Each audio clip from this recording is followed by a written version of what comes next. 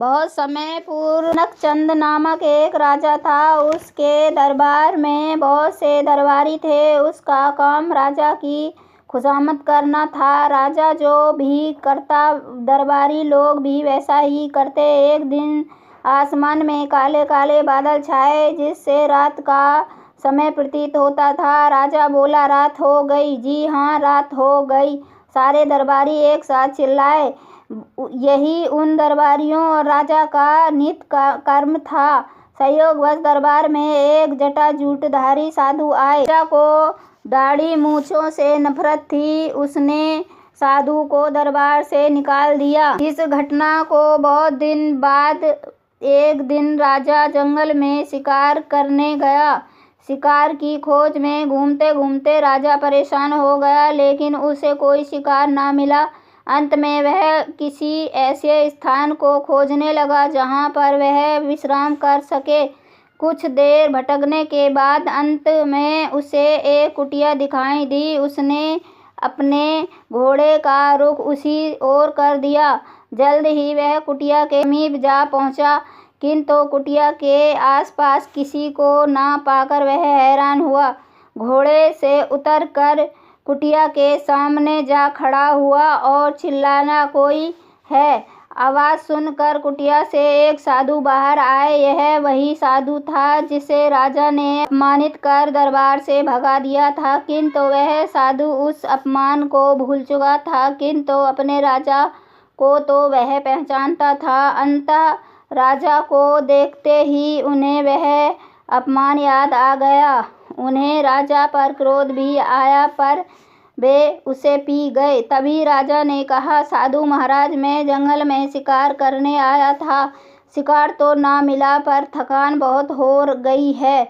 यदि आपके यहाँ कुछ देर आराम करने की आज्ञा मिल जाए तो आपकी अति कृपा होगी। ठीक है, आइए। साधु उसे नम्रतापूर्वक कुटिया में ले गए। राजा अभी भी उसे पहचान ना पाया था। कुटिया में ले जाकर साधु ने राजा को फल खाने को दिए। राजा को यह काफी अच्छा लगा। उसने खुश होकर कहा, महात्मा, मैं यहाँ का राजा हूँ। आपकी कोई इच्छा हो तो बताइए, मैं उसे अवश्य पूरा करूँगा। साधु भी नम्रता से बोले, राजन, मैं भी आपकी तरह एक राजा था। एक दिन मुझे लगा कि राजपाट, धन संपत्ति, कुटुंब, कबीला कुछ भी अपना नहीं है। आदमी के साथ ना कुछ आता है ना कुछ जाता है। बस अपने बेटे को सब कुछ सौंप कर यहाँ चला आया।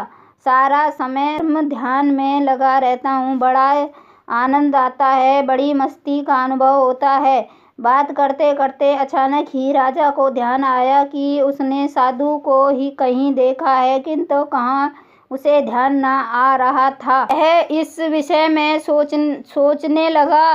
कुछ याद करने पर उसे ध्यान हो आया कि वह वही साधु है जिसे उसने अपने दरबार से निकाल दिया था, और आज वह स्वयं उसकी कुटिया में आराम कर रहा है। छी छी, कितना नीच है वह मन ही मन खुद को गालियाँ बकने लगा। मैं कितना मूर्ख हूँ जो इस दुनिया के भ्रमजाल में फंसा बुरी भले का अंतर नहीं समझता। जिस दुनिया में जी रहा हूँ मैं, उसे यहाँ मेरे चारों ओर ऐसे लोग रहते हैं जो मेरे विवेक को अपनी गंदी झूठी बातों की धूल से दबाते हैं।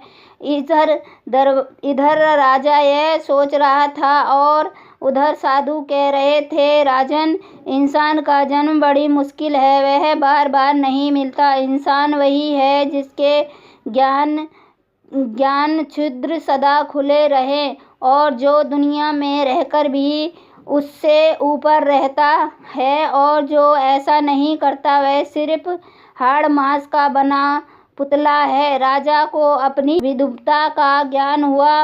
वह वापस लौटा तो उसे लगा कि उसके भीतर का आदमी मर चुका है और इंसान जिंदा हो गया। अब वह एक राजा ना होकर इंसान बन गया।